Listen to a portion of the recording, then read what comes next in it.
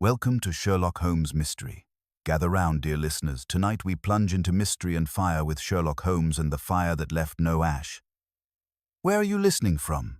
Let us know in the comments before the mystery begins. On a raw November evening when London's breath came forth as fog and the lamps along Baker Street hung like moons behind gauze, Dr. Watson was seated near the hearth with the late editions folded upon his knee. He had intended no more than a quiet hour. Holmes had been singularly idle for a fortnight, yet he could not help glancing now and again at his companion.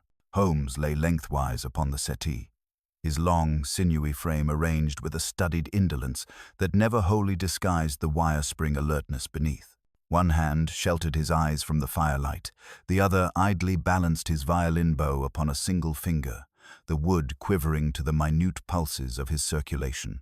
Watson, who, even in third person, could not deny his fondness for the man, thought he recognized in Holmes's languor the doldrums of a mind capable of encompassing a naval chart of London crime and finding not a gust to fill its sails. The evening promised, therefore, to be one of those gently domestic interludes in which Holmes, by way of diversion, would deduce the former occupation of a passing cabman from the angle of a whip, or the county of a hurrying clerk from the clay upon his boots. That promise shattered with the clangor of the outer bell. Mrs. Hudson, flurried by the hour, ushered in a gentleman whose importance wrote itself in the careful economy of his dress and the cold sparkle of his eye. He was neither the sort to be overawed by Holmes's reputation, nor to parade his own. His frock coat of the very finest broadcloth had collected a constellation of droplets from the fog. He brushed these away with a gloved hand as though erasing a chalk sum. "Mr. Sherlock Holmes," said he, bowing just enough to satisfy form, "and no more, and Dr. Watson, if I am not mistaken." Holmes had risen with that pantherine ease which always gave the impression that he had been on his feet all along. "You are not mistaken," he replied. "Pray, come to the fire. Your coachman waits, but he has a flask and no objection to fog. The left forerunner is newly greased. His hands will be well occupied. You have come directly from the Strand through Great George Street, and you have something of the Foreign Office about you." The gentleman paused only a fraction of a second before allowing one eyebrow to climb. "My name is Sir Felix Ashcroft," said he. "Under-secretary, though not, I hope, under any illusions. You will forgive the intrusion at such an hour. My errand will not keep." "Then let it out," Holmes returned, indicating a chair. "Watson, the brandy." Sir Felix has the look of a man who has just refused it twice and will be better for accepting it once. Sir Felix permitted himself a tight smile and accepted the glass. He drank without visible satisfaction, as though merely performing an act upon which a bet depended. Then he set the glass aside and laced his gloves together upon his knee. "Mr. Holmes," he began, "this afternoon, within the Foreign Office Annex in Whitehall, a fire occurred in a locked room. There is no ash. There is, as far as our people can determine, no residue of any kind that can properly be called the remains of the documents that were kept there. Yet the room shows evidence of violent heat. The paint has blistered, a brass inkstand has warped into an ungainly tulip, and the stone flags in the center are glazed into something like bottle glass. The window was latched on the inside. The door was locked. The key, so far as the porter swears, never left his care, and the dispatches which that room contained, dispatches of a delicate nature concerning the Levant, have vanished." Watson felt the familiar quickening in his breast that accompanied the scent of a true mystery. He leaned forward involuntarily, the newspaper slipping to the carpet unheeded. "You speak of a fire," said Holmes softly, "and of heat sufficient to soften brass and fuse silica. And yet there is no smoke stain upon your sleeves, Sir Felix, nor upon your hat. The smell is not in your hair. The affliction is recent, for you have not gone home to change. And yet you have not carried the scene with you." "We were careful," Sir Felix answered. The room was not large. The damage is concentrated.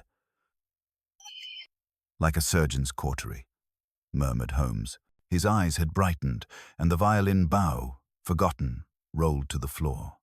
Scotland Yard has been informed? He asked. Of necessity. Inspector Lestrade has the matter nominally in hand. Nominally, I repeat, said Sir Felix, with something like ice under the word, for I cannot allow public curiosity to dine upon this affair. Mr. Holmes, if even the outline of our loss were to steal into the papers, half of Europe would begin to add columns and reach for quills. Holmes inclined his head. Then we must prevent their arithmetic. You mentioned a locked room, a porter, and a latch. You did not mention a victim. Was anyone hurt? Sir Felix's glove-locked hands unclasped without intending to do so. The act betrayed him. Our registry clerk, Mr. Victor Rivington, he said. A reliable man of 8 years' service. He is missing. Missing? Watson repeated before he could stop himself. The room was assigned to him, said Sir Felix. He was last seen at 10 minutes to 4, when he took in the second pouch from the Ottoman agency, its contents to be checked against the master ledger and prepared for evening delivery to the secretary's safe. At 20 minutes past, the bellman noticed an odor. He described it as like sparklers on Guy Fawkes' night. And then the watchman found the door refused to open, though the key was in his pocket. We forced the door. There had been, as I have said, violent heat. The air had a taste of metal.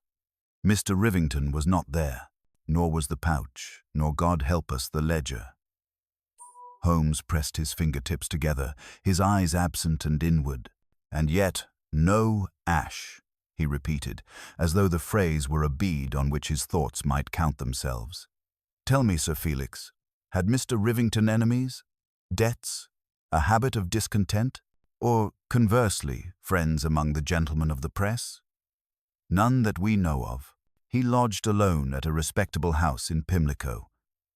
He dined each Thursday with an aunt in Camberwell, and gave satisfaction at his work. We have searched his quarters. Nothing irregular was found. Of what dimensions is this room? 10 feet by 12, perhaps a little more. A single window giving upon the inner court, stone floor. Wooden shelves set along the walls, a tall cabinet with sliding panes, a clerk's table, and a barometer now shattered. A barometer, Holmes repeated, and Watson saw that he tucked this into some interior pigeonhole. What of water? The fire brigade? We sent for them, of course. But they found nothing to do. There was no flame by the time the door gave way. Nothing burned that could be persuaded to burn further. Watson could not help a shiver. The picture evoked was of a room that had, for an instant, turned into a retort in some chemist's infernal experiment, and then, as suddenly, fallen quiet, virgin of soot or ember. He had seen the ruin that honest fire makes ragged, erratic, and hungry. This was another creature altogether. You remarked upon a scent, Sir Felix, Holmes continued. Sparklers. Anything else? A tang, salty perhaps, and a sharpness that made the eyes water. Lestrade said it reminded him of the smell in a photographer's rooms. Silver and salt, Holmes murmured. And the room was locked. Sir Felix lifted his chin. If this is beyond even you, Mr. Holmes, say so now. I shall not think the less of you for drawing a line where nature puts it. Holmes's smile, when it came, was thin and singularly cheerful. Nature has been kind enough to be consistent in her mischief, said he. It is men who vary. You wish me to examine the scene. At once, said Sir Felix. There can be no delay. Holmes glanced to Watson. Your coat, my dear fellow, and the small bag. Watson was already on his feet. The thrill of the chase, the old, inexhaustible tonic, poured through him. As he helped Holmes to his ulster, he noticed, as he had noticed 1,000 times, the curious economy with which Holmes made himself ready, the right pocket tested with a forefinger to assure the lodging of a magnifying lens, the left for his tape, the inner for a stub of chalk, and a tattered pocket map of the government offices. There was, too, that hint of impatience, the forward lean of a hound that will break if the leash slackens. "Sir Felix," Holmes added, as they made for the door. "One more detail to carry with us as we descend the stairs. Who, besides yourself, knew that the second pouch contained anything worth stealing?" Sir Felix paused upon the threshold. In the brightness of the landing lamp, his expression underwent a fractional change. Something in the jaw tightened and then relaxed. "A very small circle," he said. "Smaller than you suppose. The secretary, myself, one other, and Mr. Victor Rivington."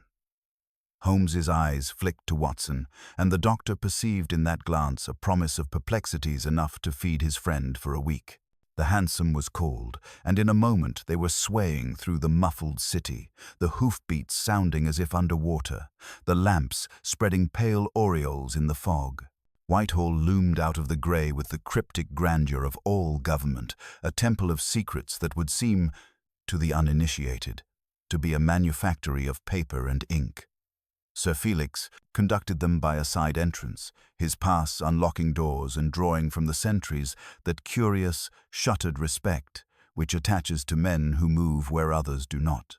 Down a corridor, across an echoing court glazed over with mist, and then into the annex, a building humbler in external pretensions and, in its way, more formidable. Inspector Lestrade awaited them on the landing above a narrow flight. He was a compact man in a neat bowler, his moustaches bristling defensively at the sight of Holmes. "So they've sent for the conjurer," he observed without rancor. "Evening, Doctor." Holmes inclined his head as to an old antagonist at chess. "Your servant, Lestrade, and the board." "Cold as a fish and twice as slippery," Lestrade answered. "This way." He led them to a door banded in iron. Its lock was of a serious character. The wood about it had been bruised and scarred by the forcing, and the inner panel bore a scorched bloom that spread outward in a pale, aureole-like frost upon a window. The air upon the landing had a faint, metallic aftertaste, as if the very dust had learned a new trick. Inside, the clerk's room might have belonged to any government office in London, if one disregarded the peculiarity that had summoned them. A high window, its latch intact, a desk with a slight splay to its legs, as though they had been made to wobble by sudden heat, shelves of parchment and bound ledgers that, astonishingly, looked as prim and undisturbed as if a housemaid had just dusted them. In the center of the flagstones there was a patch of glaze, greenish and faintly rippled, as though a shallow pond had frozen there and caught, in its freezing, a breath of wind. Holmes crossed the threshold, stopped, and inhaled like a wine taster. He did not speak for a long moment. Then, very softly, ozone, nitrate, a ghost of camphor. He knelt and peered at the glazed patch, his head inclined like a bird's. "And here, Watson, your light." Watson produced the little bull's-eye lantern from the bag and threw its beam across the floor. In the bright ellipse there appeared, along the margin of the vitrified stone, a scattering of whitish grains that looked at first like ordinary grit. Holmes touched one to his tongue with the same matter-of-fact air with which a chemist will test a solution upon litmus. "Alkaline," he said. "And this?" He plucked from the edge of the clerk's table a sliver of something translucent and brittle as a louse's wing.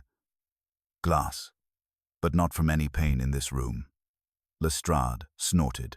"We have had the professional from the brigade here, Mr. Holmes. He says he never saw the like."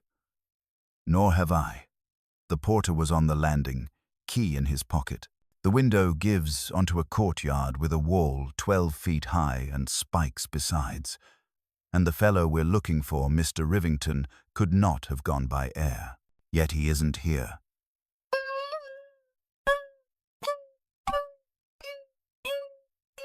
Holmes's eyes had gone distant again. Feline care. Pausing to note a faint scratch upon the lower sash. To sniff at the lip of the ink bottle, warped, as Sir Felix had said, into an unlovely flower. To lift the fallen barometer tube and examined the shivered mercury that lay like a scatter of fish scales upon the sill. He crouched by the shelf and indicated, with the bow of his lens, a gap not 2 inches wide among the ledgers. "Something stood here," he murmured. "Something recently removed. Note the dust. And here a minute fleck of verdigris, where copper has yielded to vapor. What in God's name does it mean?" Sir Felix said in a low voice that told more of his agitation than any discarded decorum could have done. "It means," Holmes answered, rising at last, "that your fire was no fire as the housewife means it, and that your missing clerk, if he is missing by his own contrivance, is an ingenious rogue or, if by another's, in the hands of one." Holmes stepped back into the corridor and looked down its length, as though imagining the path of a man who must not be seen. Then he turned to Lestrade, his expression suddenly alight with that keen gaiety which, in Watson's experience, came only when his friend perceived, not the answer, but the proper shape of the question. "Inspector, we shall want a list of all who have access to this landing, the name of the porter and the bellman, the hours of the watch, a note of any errand boys who came and went between 3 and 5, and this is essential, the contents of the registry room as they stood at noon today before this curious visitation. Sir Felix, you will obtain for me any invoice the office has paid in the last month to suppliers of photographic apparatus and chemical reagents. If any gentleman among you plays the violoncello, I shall require also a length of gut string." Lestrade blinked. Sir Felix's eyebrows rose as if with a pulley. "A gut string," he echoed. Holmes's eyes had gone to the glazed patch upon the floor.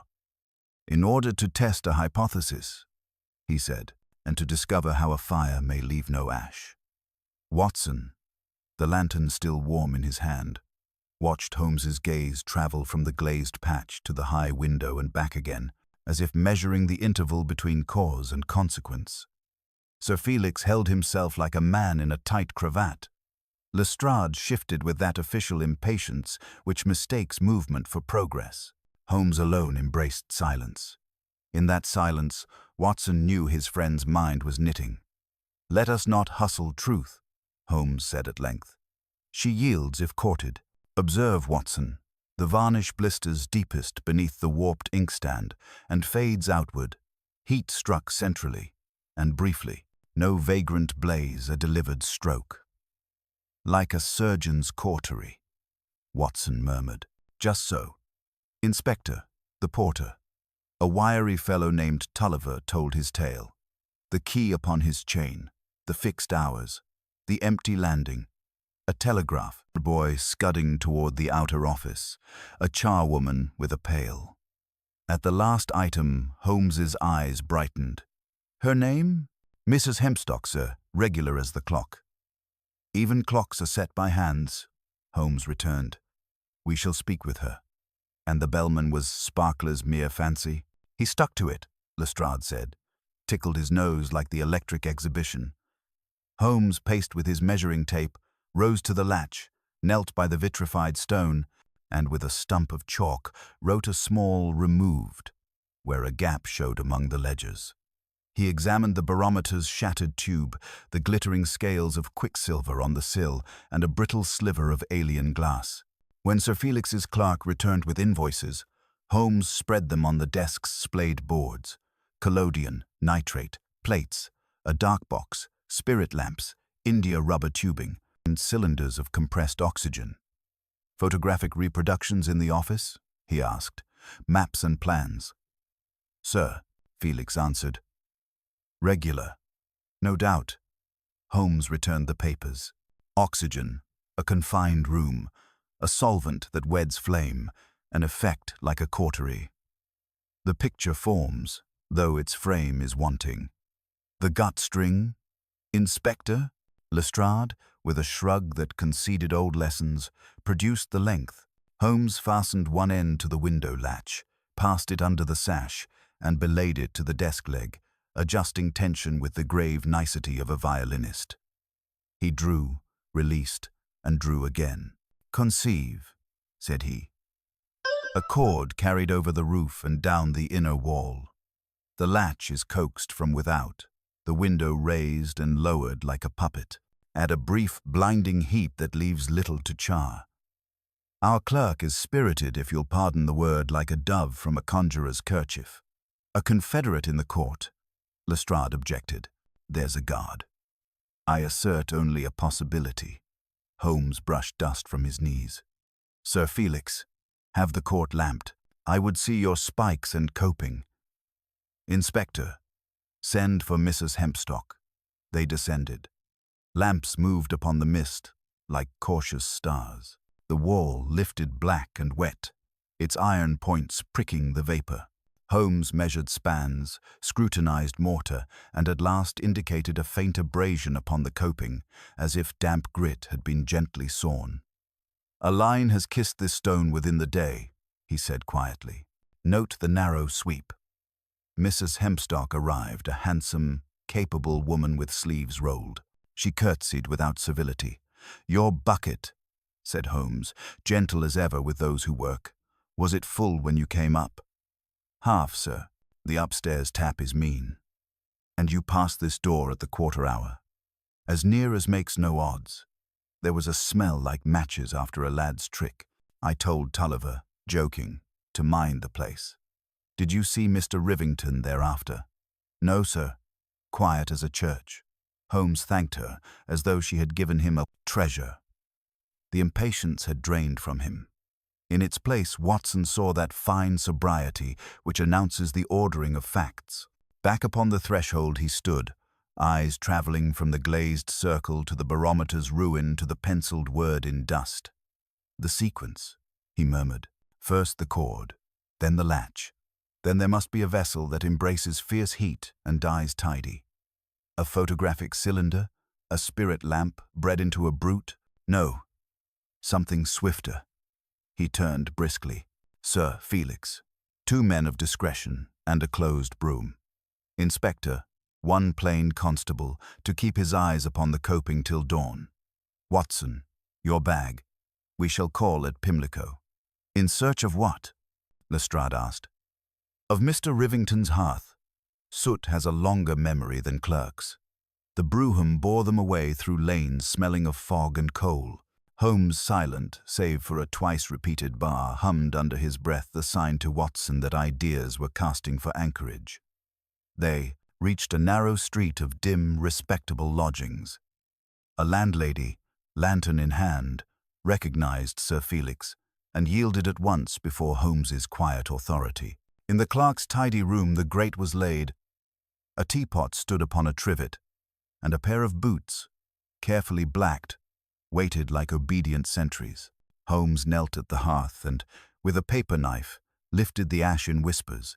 From within he drew not ash at all, but tiny beads like grey hail, and a pinch of white caustic powder that pricked the tongue.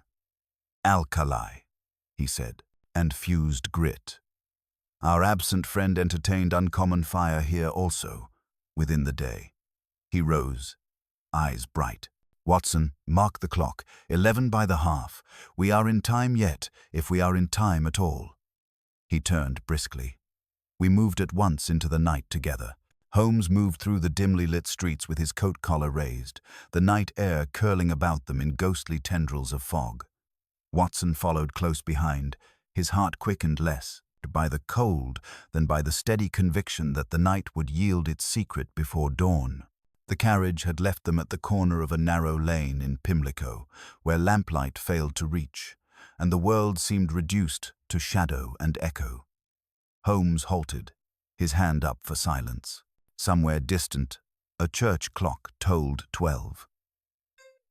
There is purpose in his disappearance, Watson, Holmes said softly. This is not a man burned to nothingness, but a man attempting to become nothing. The one demands miracle, the other intellect, and we have seen which realm this case inhabits.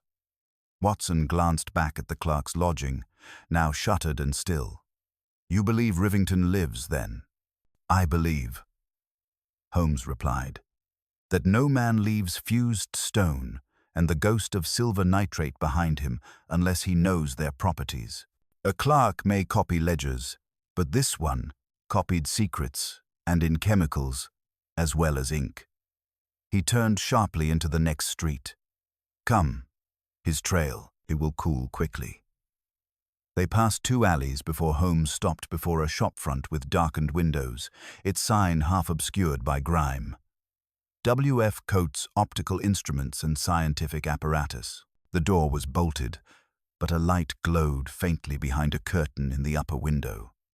Holmes crouched, examined the sill, then produced from his pocket the smallest of magnifying lenses. "Watson, your lantern." The beam illuminated a faint scuff, scarcely visible a trace of the same alkaline dust they had found upon the Foreign Office floor. Holmes's eyes gleamed with satisfaction. "He has been here within the hour." "Good heavens, Holmes, how can you be sure?" "Observe, the dust lies thick upon the lower panes, but broken where a hand brushed it aside. The smear is damp, yet not dried. Our clerk, it seems, is less vanished than in hiding."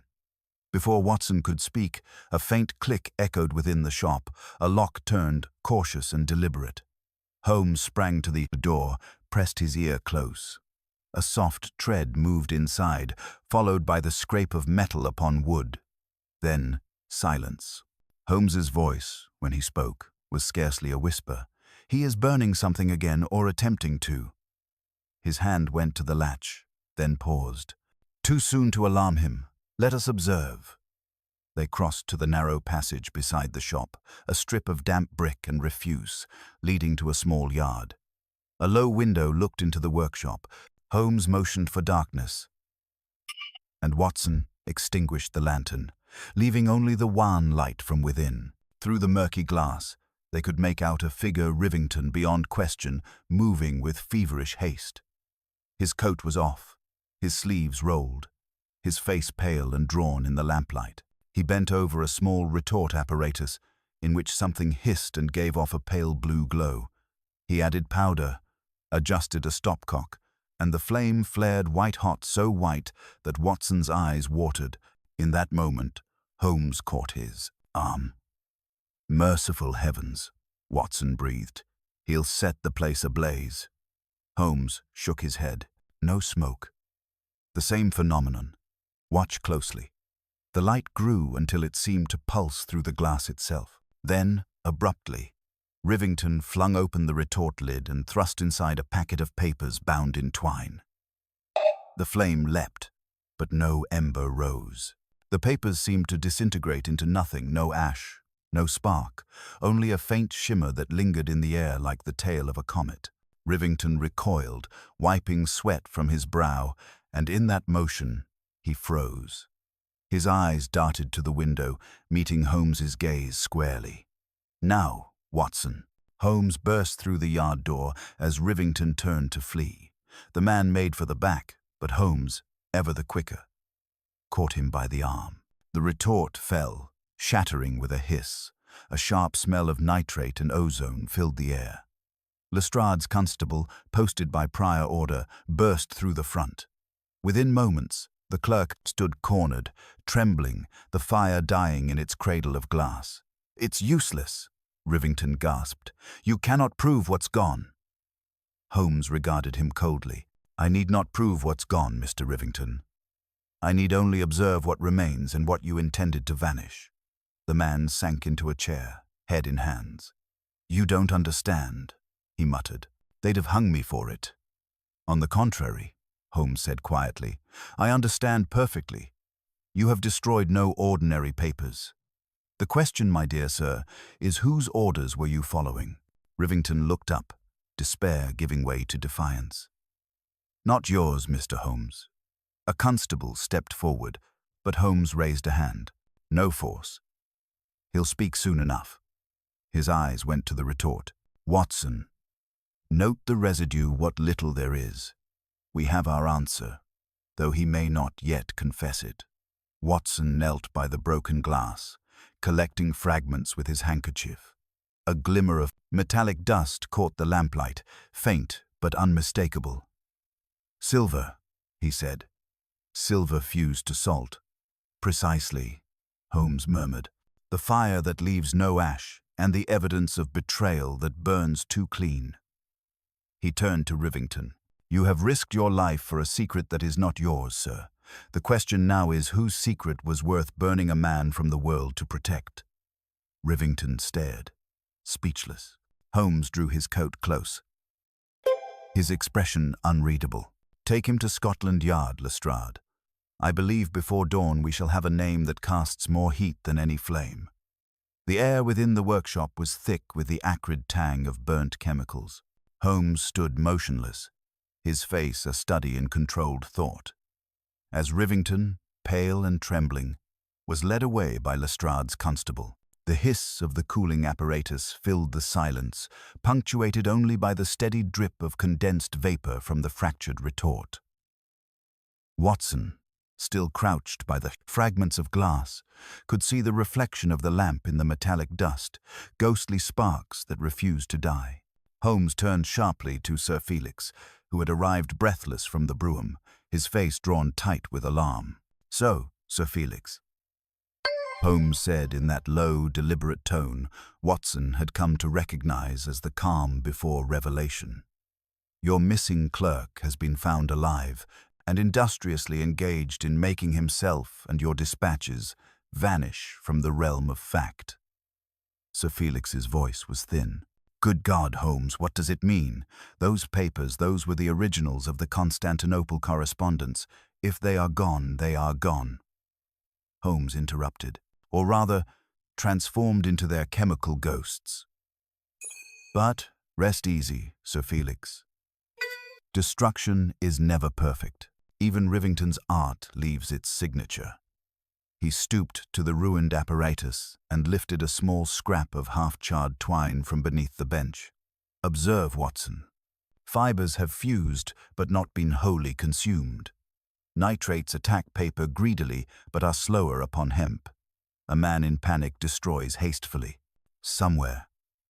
Before that reaction began, a portion of your dispatches escaped the flame. Watson straightened, watching the clerk being marched down the lane. And yet, he said, he acted as one terrified, not criminal. There was fear in his eyes, not triumph. Holmes's expression softened for a moment. Astute, Watson, indeed. Fear is the ink in which this tale is written. Rivington is but the pen in another's hand. He moved swiftly now, examining the bench and shelves with an unerring eye. From a small drawer he withdrew a half-sheet of notepaper. Upon it was written a string of numbers and symbols partly smudged, partly burnt at the edges. Holmes studied it briefly before tucking it into his pocketbook. Cipher, most likely. Not of Rivington's making. The poor fellow is an instrument, not an architect. Sir Felix, his composure beginning to fray, demanded, Then who, in heaven's name, directs him? That, Sir Felix, is what we must next ascertain, Holmes said. And we shall begin, as ever, with what is least apparent. Tell me who else knew of the correspondence besides yourself, the secretary, and Rivington. Sir Felix hesitated. One other, Lord Asquith. He oversees the Eastern Department. Ah, Holmes's eyes glimmered. The name has already drifted through my mind like a scrap of fog, a man of influence, but not of patience. I have heard whispers of his ambition and his appetite for leverage. He stands to gain from the ruin of your office's reputation, does he not? Sir Felix stiffened. I would not accuse a peer of the realm without proof. Nor would I, said Holmes mildly. But proof, like a photograph, may be developed if one knows the proper chemicals. He drew his watch. Lestrade will have Rivington at the Yard by now. The man will speak when his nerves have cooled. Until then, we must visit a house in Belgravia that keeps its curtains drawn too long after midnight. Come, Watson, Sir Felix, you will join us. You have as much at stake as the Empire. The brougham carried them swiftly through the thickening fog. The lamps glowed like eyes in the mist, and the horses' hooves struck sparks upon the cobbles. Holmes sat forward, his profile carved in the dim light, his fingers tapping restlessly on his knee. "Watson," he said at last, "did you mark the peculiar scent that lingered about Rivington's sleeves?" "Yes, a faint metallic tang, like burnt silver." "Precisely. Silver fulminate. A dangerous compound, used in small detonating charges too unstable for common work. Rivington handled it, but without understanding. I suspect he was provided the mixture already prepared by one who knows chemistry intimately." "Lord Asquith?" Watson ventured. "Possibly, or one in his circle. There is a gentleman, named Chalmers, attached to the Foreign Office as a technical consultant. His reputation in experimental photography and electrical processes is checkered. If he and Asquith are allied, we have a path." The carriage drew up before a grand house, its windows curtained, its door unlit. Holmes signaled the driver to wait. "This way," he whispered. "The servants will be abed, but not all masters sleep easily when their conscience burns." They approached the side entrance, and with the slenderest blade Holmes eased the latch. The hallway beyond smelled faintly of tobacco and hot metal. They ascended the stairs, guided only by the faint glow of a single lamp through a half-open door. Holmes gestured for silence and leaned forward. Inside the room, two figures were visible. Lord Asquith, impeccably dressed even in disarray, and a thin, nervous man whom Watson recognized from a cabinet sketch as Chalmers. Upon the table lay an envelope bearing the red seal of the Foreign Office, and beside it, a photograph half-developed, still dripping with fixative. Holmes's whisper barely disturbed the air. "The missing dispatches, Watson, reborn in light and shadow. A perfect copy before they burned the rest." At that instant, the door creaked beneath Watson's heel. Asquith turned sharply, his face blanching. "Who's there?" Holmes stepped into the light, cool and composed. "Only the man who follows where fire leaves no ash." Lord Asquith rose from his chair like a man struck by lightning, his hand instinctively covering the envelope on the table. Chalmers, the thinner man, recoiled as though the flame of discovery had leapt from Holmes's very presence. Watson's pulse quickened. He saw in Holmes's stance the predator poised, every sense sharpened, every movement deliberate. "Mr. Sherlock Holmes," Asquith said with an effort at dignity, though the tremor in his voice betrayed him. "This is a most unorthodox intrusion. You may take it upon yourself to investigate for the Foreign Office, but to invade a peer's home at midnight is precisely what the situation demands." Holmes cut in quietly. "You will forgive the hour, my lord, but the trail of treachery burns quickly, and I dislike ashes." Asquith drew himself upright. "Treachery? I do not follow." "Then allow me to illuminate," Holmes replied, stepping closer to the table. He gestured to the photograph, its image still forming faintly upon the paper like a ghost rising from mist. "You have here, I think, a most faithful reproduction of the missing dispatches, those which your clerk, Victor Rivington, was induced to destroy under the illusion that he served his country's safety rather than your private ambition. It is a clever scheme, my lord. Let the original perish, and none may accuse you of theft when the counterfeit alone survives." Chalmers gave a strangled sound, halfway between protest and confession. "No, you can't. Prove that." "The negatives were made for security, duplicated in case of loss." Holmes's gaze flicked toward him, cold and absolute. "For security, sir, one would deposit them in the office vault, not in a nobleman's drawing room. Nor would one employ silver fulminate, a reagent known for violent combustion, to erase traces inconvenient to their purpose." He advanced another step, and both men seemed to shrink before him. "Your choice of chemical was not merely scientific, it was symbolic. You wished to obliterate without residue, to leave the impression of impossible fire. A perfect crime, save for one small imperfection, the human hand that trembles when it should not."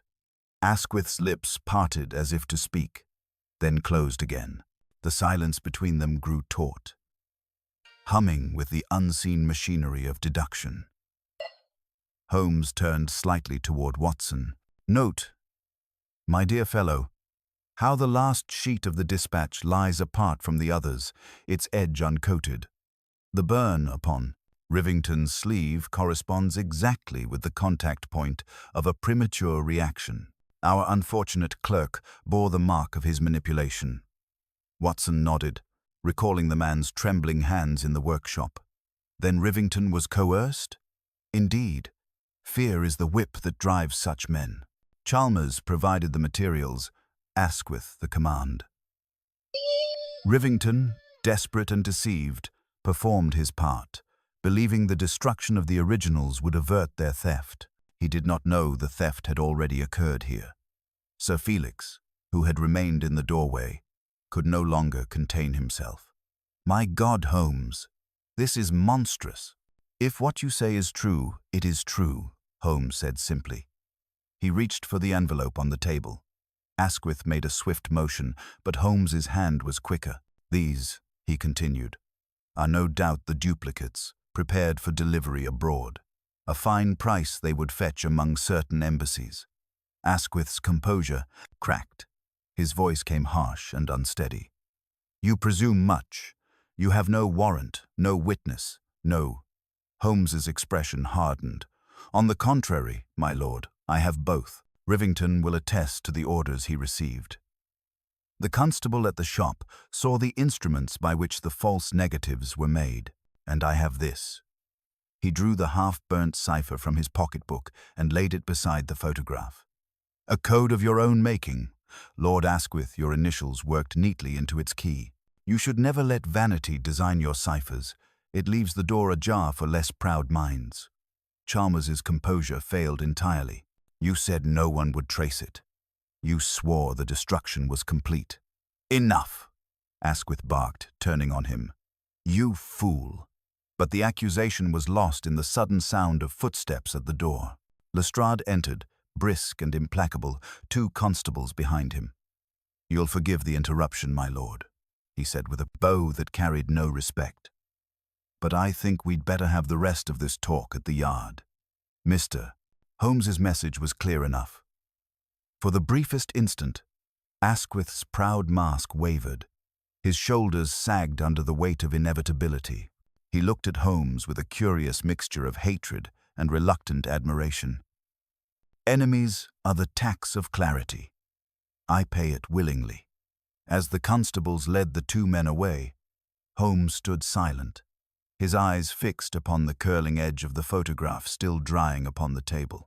Watson sensed that the storm within his friend had not yet settled. "You've done it again, Holmes," he said quietly. "A fire that left no ash, and yet you found the smoke." Holmes's mouth curved faintly. "The smoke was always there, Watson. Only the eyes needed clearing." He turned from the table, his voice low but certain. "Come, there remains one thread, unpulled. The dispatches were copied, yes, but not by Asquith's hand. Somewhere, a third player waits in the dark, and until we draw him into the light, the game remains unfinished." The great house in Belgravia fell into silence after Lestrade's departure, the last echo of boots upon the marble fading into the night.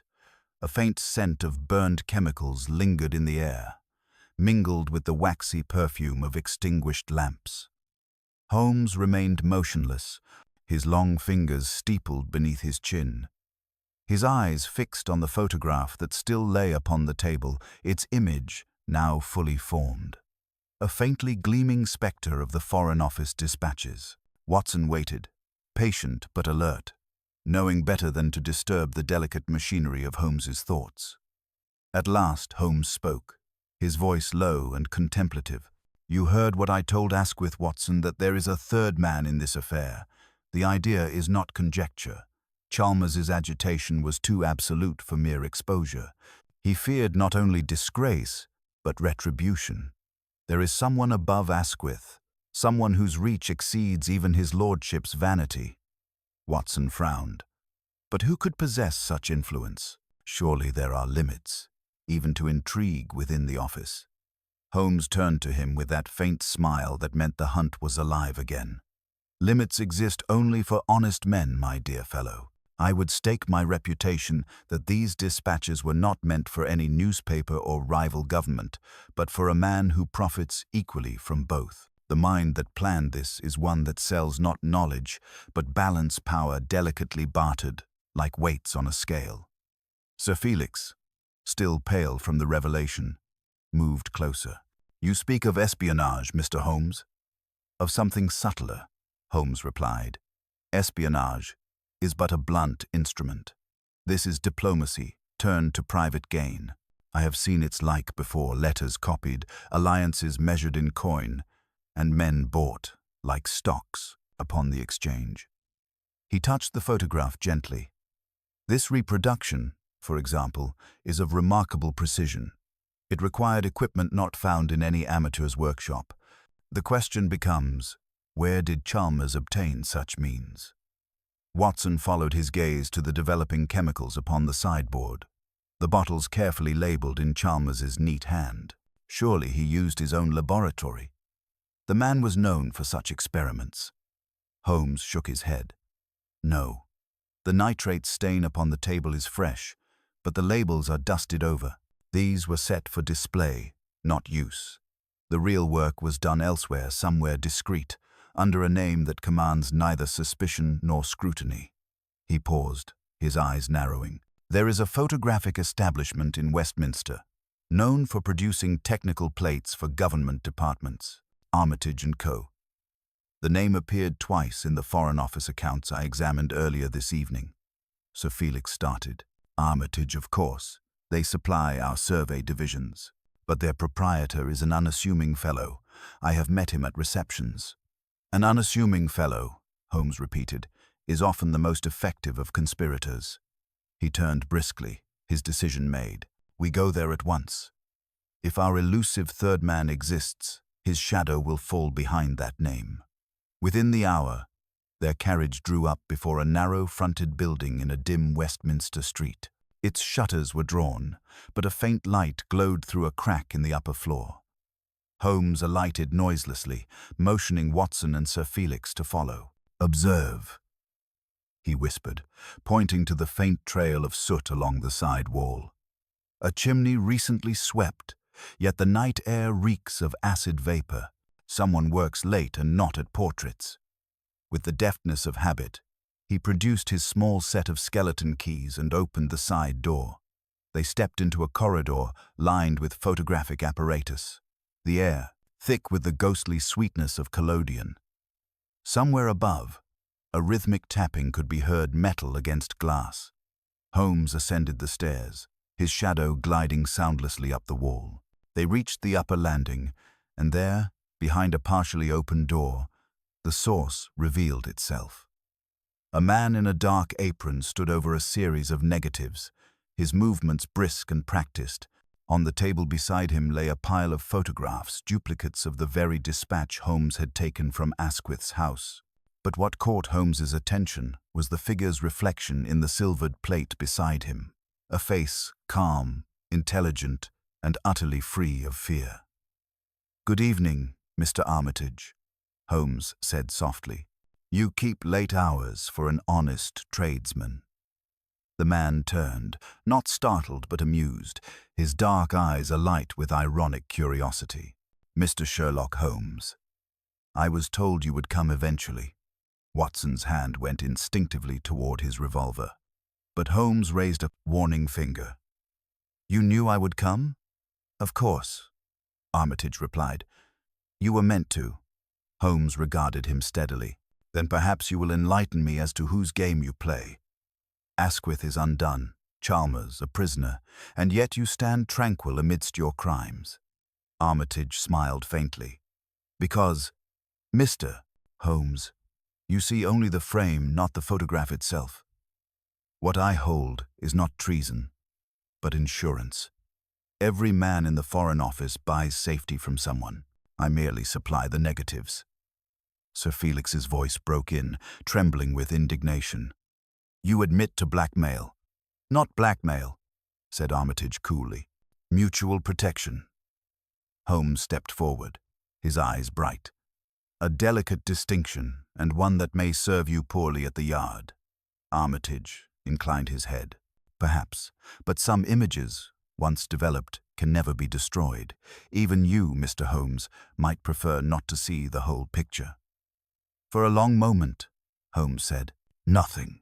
Then, quietly, we shall see what remains once the light has done its work. As they led the man away, Watson saw Holmes glance back at the shining negatives on the table, each reflecting a distorted image of truth. He sensed, as Holmes did, that the fire had not yet burned its last. The night outside Armitage's shop seemed denser than before, the fog folding over itself as if intent on swallowing every trace of the scene they had left behind. Watson followed Holmes in silence, their carriage rattling over the cobbles toward Baker Street. Sir Felix sat opposite, his face set and drawn, the events of the evening having drained him of all color. Holmes had said little since their departure, save for a few quiet remarks to Lestrade about securing the premises and placing the recovered negatives under guard. Now, in the dim interior of the cab, he drew his long fingers together and closed his eyes, his mind clearly sifting through the innumerable threads that wove the case together. At length, Watson could bear the silence no more. "You've caught the man," he ventured, "and yet you are not satisfied. What remains, Holmes? Surely Armitage is the architect of the scheme." Holmes's eyes opened, bright and restless. "Architect? Yes," he said, "but not the owner of the land upon which the structure stands. Armitage built the edifice, Rivington furnished the labor, and Asquith provided the key to the vault. But someone financed the materials, someone who now stands to profit from the entire affair, even as these others crumble. That, my dear Watson, is the hand that still eludes us." Sir Felix leaned forward, his voice heavy with fatigue. "You mean to say that there is a higher power still?" "Holmes, the thing seems impossible. What motive could surpass Asquith's ambition or Armitage's greed?"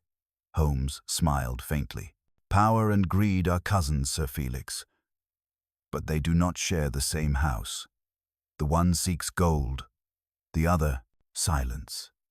I believe our hidden patron deals in the latter commodity." They reached Baker Street shortly before dawn. The lamps were paling in the grey mist, and Mrs. Hudson, startled from her rest, met them at the door with a mixture of curiosity and alarm. Holmes brushed past her with a brief word of thanks and went directly to his armchair. Within moments, he had spread the evening spoils upon the table: the photograph from Asquith's house, the cipher half burnt, and a small square of negative glass he had taken without comment from Armitage's laboratory. Watson poured coffee, knowing Holmes would not touch it until his brain had finished its current flight.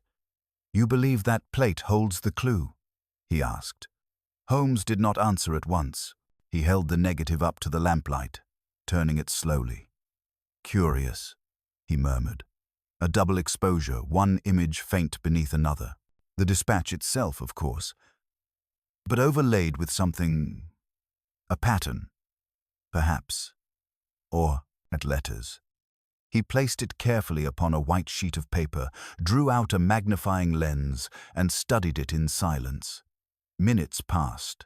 Then, with a sudden movement, Holmes sprang to his feet. "Watson, look here, do you see it?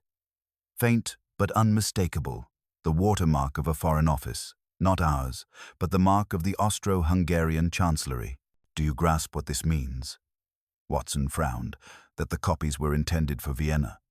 "Not intended delivered," said Holmes. "Armitage has already succeeded in his transaction. He did not need to flee because he has protection, the sort of protection that comes with political immunity. And yet he was nervous. Why?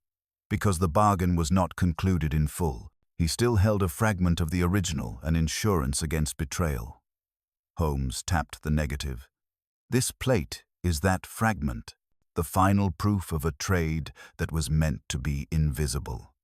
Sir Felix's voice was barely audible. "Good Lord, Holmes. Then, England's secrets are in foreign hands even now." "Not if I can prevent it," Holmes said sharply.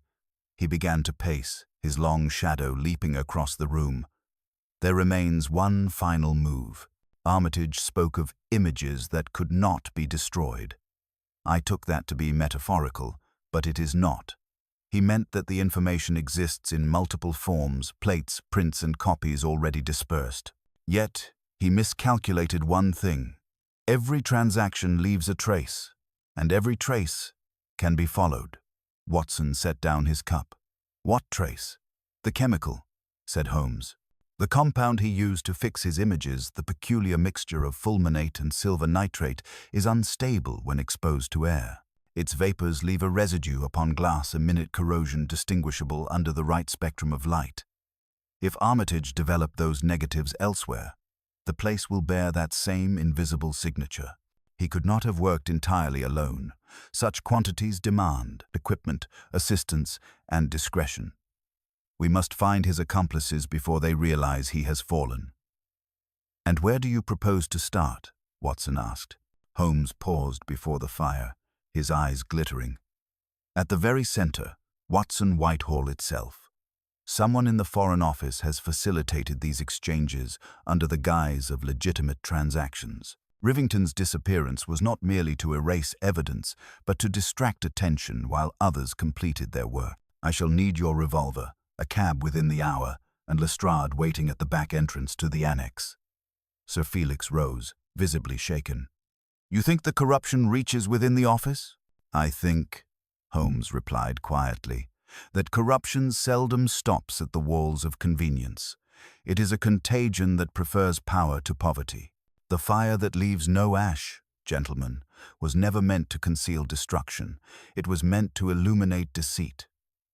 As dawn broke pale and uncertain beyond the curtains, Holmes drew his coat close and turned to Watson. Come, my dear fellow. The game has resumed, and daylight will not wait for us. And with that, they descended into the waking streets of London, the city stirring like a vast machine, unaware that its own secrets were smouldering beneath its heart. The morning mist clung low over Westminster when Holmes and Watson stepped once more into the cold, iron corridors of the Foreign Office. The clerks had not yet arrived, and the echo of their footsteps sounded unnaturally loud against the marble. Sir Felix followed a pace behind, his face drawn and anxious, while Lestrade, summoned by Holmes's message, awaited them by the annex door, his bowler hat in his hand and a look of wary respect in his eyes. I've had 2 men watching the place since last night, Lestrade reported quietly. No one's been in or out. But there's talk from the porter's lodge. One of the under-secretaries was here at dawn, asked to fetch something from the registry. Holmes's head turned sharply. At dawn? Which under-secretary? Mr. Halberd, said Lestrade. The one with the spectacles and the limp. Been here 15 years, they say. Halberd, Holmes repeated softly. An invisible man, by all accounts steady, diligent, unremarkable, precisely the sort to go unnoticed while the ground shifts beneath him. He turned to Sir Felix. You trust this Halberd? Completely, the official replied, though the hesitation in his tone betrayed the unease Holmes's question had stirred. He is efficient, reserved, a creature of habit. Holmes smiled faintly. Yes, habits can be most instructive. They ascended the stair to the registry floor. The corridor lay bathed in the pale wash of early light, and the air was tinged faintly with the scent of polish and paper dust. Holmes paused before Rivington's door, the same room where the impossible fire had been born. The lock had been replaced.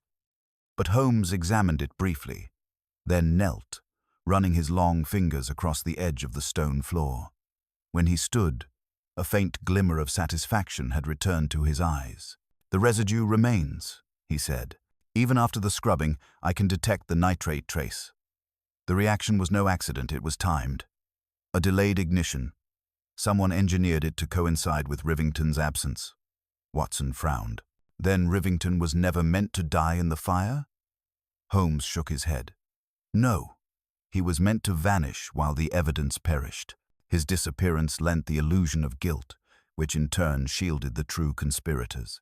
Neat, efficient, and intellectual crime. Watson, and all the more detestable for it. Lestrade cleared his throat. Then where does this halberd come in? Holmes's eyes had moved to the far end of the corridor. A sliver of light gleamed beneath a half-open door. Let us ask him ourselves. He approached noiselessly, gesturing for the others to stay back. From within came the faint scrape of a drawer and the soft rustle of paper. Holmes eased the door open another inch, and the figure of a man became visible, thin, grey-haired, and stooped slightly over the desk. He was transferring a small parcel wrapped in brown paper into a satchel. "Good morning, Mr. Halberd," Holmes said evenly. "You are at work early." The man started, the satchel slipping from his grasp. "Mr. Holmes, Sir Felix, I was merely sorting the correspondence for the Morning Post." "Indeed," Holmes interrupted. "May I trouble you to open that parcel before you post it? I have a curiosity regarding its contents." Halberd hesitated, his hands trembling. For an instant, his gaze darted toward the window, then, realizing escape was futile, he sank slowly into his chair. Holmes crossed the room, unwrapped the parcel, and revealed inside several small photographic plates, and a letter sealed with an unfamiliar crest. Watson leaned closer. "The same type of plate as those found with Armitage." "Precisely," said Holmes. "And the crest Austro-Hungarian, our final link." Halberd's voice came in a low, desperate whisper. "You don't understand, Mr. Holmes. It was never meant to reach them. I only sought to recover what was stolen, to return it quietly." Holmes regarded him for a long moment. "A noble lie, sir. But truth, like fire, cannot be contained. Who paid you?" Halberd's shoulders sagged, and the mask of respectability crumbled. "Armitage promised protection, and Asquith promised silence. But there was another, a man who called himself the broker. I never saw his face, only his instructions." Holmes's eyes gleamed. "Then it is the broker we must find. Gentlemen, our adversary reveals his hand, and it burns still hotter than we thought." Holmes stood perfectly still, his keen eyes fixed upon Halberd's trembling form. The faintest hum of the city reached them from beyond the fog-veiled windows, a reminder that London, in all its restless heartbeats, moved on, unaware of the quiet treason unfolding in its center. Sir Felix leaned heavily against the doorframe, pale and incredulous, while Lestrade's hand hovered instinctively near his pocketbook, ready to record confession or order arrest. Watson could sense the tension humming between them like a drawn wire. Holmes spoke at last, his voice calm but sharp as a scalpel. "The broker, you say? A curious title. A man who traffics not in goods, but in information, perhaps in influence. Did you ever receive his letters directly?" Halberd swallowed, the sound harsh in the stillness. "Never directly. They came through Armitage, or once through Rivington. They bore no name, only the instruction to complete the transfer. I swear I thought it was official business at first. Then the money began." His eyes dropped. "A man with a sick wife and debts, Mr. Holmes, what else was I to do? Not sell your country's honor, for a start," Lestrade muttered grimly. Holmes raised a hand to silence him. "The broker, then, remains unseen, but his work is visible, neat, impersonal, and devastatingly efficient. You say one letter came through Rivington. When was this?" Halberd furrowed his brow, struggling to recall. "A month ago, perhaps a little more. Rivington gave me an envelope sealed and said it was to be passed to Mr. Armitage at the Photographic Bureau. He looked uneasy. I thought it strange at the time that he did not sign for it in the registry book." Holmes's eyes gleamed. "A month ago, the same week, Asquith's Eastern Committee met in confidence. The dispatches we saw in photographic form would have originated there. Rivington, then, was already in motion, a pawn moved before he understood the game. But who, I wonder, played that hand?" He began to pace, his voice taking on that measured cadence Watson knew meant the pieces were fitting together. A faceless broker, commanding agents within the Foreign Office and the trade bureaus. His communications travel by intermediaries. His purpose is not to expose, but to balance, to sell knowledge to all sides, and thus control none directly. Yet every system, no matter how careful, leaves a flaw. Holmes paused before Halberd. "This letter," he said, holding up the one sealed with the foreign crest, "was to be your final delivery, was it not?" Halberd hesitated, then nodded miserably. "It was meant to go by diplomatic bag this afternoon to Vienna. They promised this would end it." Holmes examined the seal under the lamplight. No doubt they did. But when brokers end business, it is usually with the silence of the grave. He turned suddenly. "Watson, your knife, if you please." With surgical precision, he slit the seal and unfolded the sheet. A single sentence was written across it in fine black ink. "Payment received." The fire was satisfactory. "London sleeps." Holmes's lips tightened. "There, Watson, is our adversary's hallmark eloquence in brevity and cruelty wrapped in courtesy. The broker congratulates his accomplices even as he prepares their ruin. It is not payment he has received, but freedom from discovery." "You mean to say, this broker intends to disappear?" Holmes interjected. "And take with him whatever remains of his trade. He has closed his account here, but a man who thrives in secrecy leaves his scent on the air." "Halberd, think carefully, was there ever mention of a place, a meeting, even a phrase out of place in those instructions?" Halberd's brow furrowed, his eyes darting back through memory. "There was one, yes. In the second letter, he wrote that further correspondence would come through the gallery. I thought it meant an art dealer, or perhaps the post room. But," Holmes's expression sharpened, "the gallery. Of course, not a metaphor at all, but a location. There is a private exhibition hall off Pall Mall, frequented by men who value discretion above art.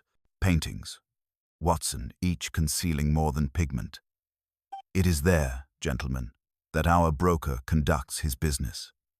He turned toward the door, his voice brisk and electric with purpose. "Lestrade, secure Halberd and the registry. Sir Felix, your silence for the next few hours is essential. Watson, fetch your revolver. The curtain rises, and our broker must take his bow before the house is dark." The hansom carried them swiftly through the fog-drowned streets, the horses' hooves muffled by the damp, the gaslights along Pall Mall, mere pale orbs in the mist. Holmes sat forward, the collar of his coat drawn high, his eyes gleaming with that peculiar brilliance which Watson knew marked the height of his concentration. Every few moments he tapped his fingers lightly on his knee, as though beating time to some inner rhythm of thought. "The gallery," he said at last, half to himself. "A name chosen with care. It serves both art and secrecy, commerce conducted under the guise of culture. Dealers, diplomats, financiers, all blend indistinguishably in its rooms. An ideal stage for the broker's final act." Watson, revolver in pocket, leaned closer. "And you think he'll be there tonight?" "I think," said Holmes, "that he never left. A man who manipulates from the shadows must see his work concluded. Rivington's capture, Asquith's disgrace, Halberd's betrayal, all loose ends now knotted. But every knot has its tail, and ours lies in the gallery vault." They arrived before a modest facade bearing the discreet sign, the Adelphi Gallery.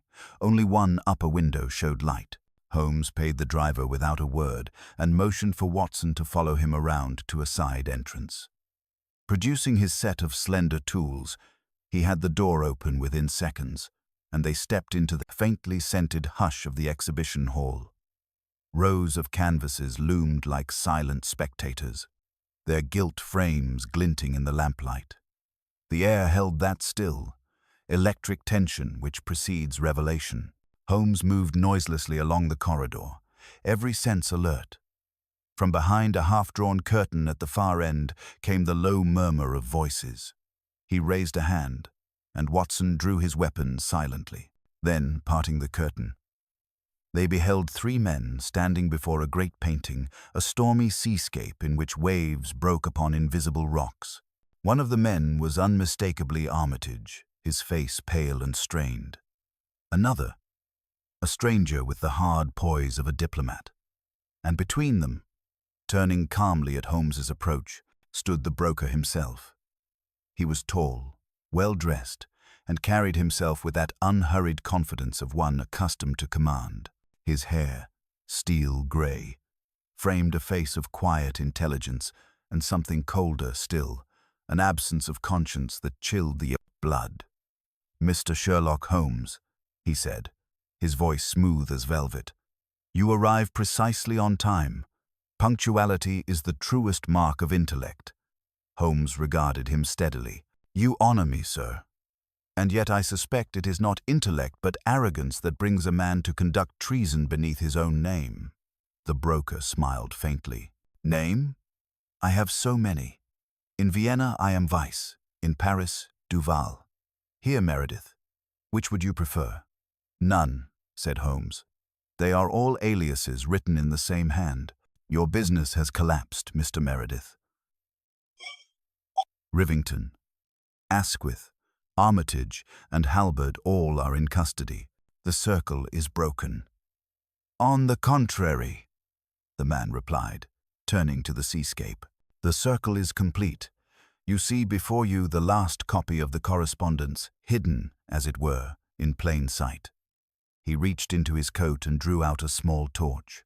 With a flick of his thumb, a narrow beam of blue light fell upon the painting. To Watson's astonishment, words began to bloom faintly across the painted waves, lines of invisible ink, luminous and pale. Holmes's expression hardened. "A masterpiece of duplicity," he said softly. "Yet it will hang in no gallery save the one at Scotland Yard." The broker's smile widened. "I doubt that." With a swift motion, he turned the torch downward, striking a concealed lever on the frame. Instantly, the panel swung inward, revealing a narrow passage beyond. But before he could move, Holmes lunged. The two men grappled. The torch clattered to the floor, rolling in a blue arc of light. Watson sprang forward, blocking the passage as the broker twisted in Holmes's grip. "Your revolver, Watson!" Holmes barked. But the man was cunning. With a wrench, he broke free, darted sideways, and seized a flask from within his coat. Holmes's hand shot out, catching his wrist just as the liquid spilled across the floor. A hiss and flare followed a vivid blue flame that leapt high, licking the canvas and filling the air with acrid smoke. Holmes drove him back against the wall, wrenching the flask away. "A fire that leaves no ash," he said grimly. "Your own invention, turned against you." The broker's composure broke at last. His eyes burned with fury. "You cannot stop it," he gasped. "The truth is already sold." "Perhaps," said Holmes, tightening his grip. "But the buyer shall never receive delivery." Within minutes, Lestrade's men summoned by signal poured through the entrance, dousing the strange flame before it could spread. The painting was charred but intact, its hidden writing now plain and damning. The broker, silent and defeated, was led away, the faint glow of the extinguished fire fading behind him. Holmes stood watching, his expression unreadable. "You see, Watson," he said quietly, "the fire was his symbol, a perfect erasure, a promise that sin could consume itself. But nothing burns so cleanly as the truth once kindled. It leaves its mark even on stone." And as they stepped out into the first light of morning, the fog lifting slowly from the Thames, Holmes drew his coat close and smiled faintly. "Come, my dear fellow, let us go home. The game is finished, and the fire, at last, has gone out."